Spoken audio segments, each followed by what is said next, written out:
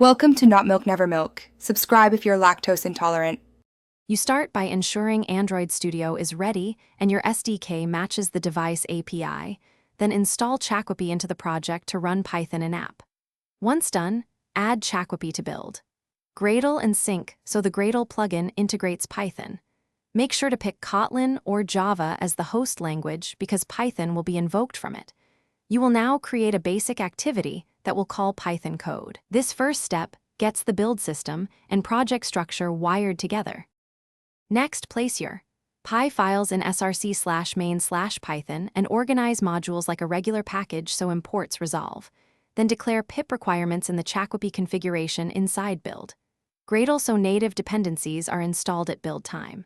Once Gradle syncs, write host-side invocation code, get the Python instance, import your module, and call functions, passing primitives or JSON-compatible data.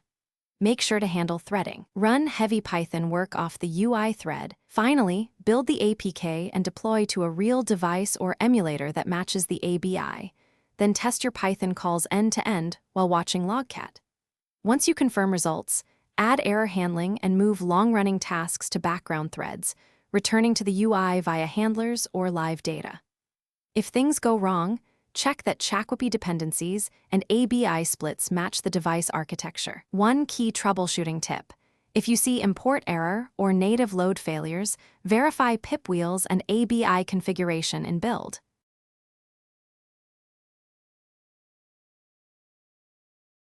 Thanks for watching. If this was helpful, leave a like and consider subscribing. See you next time.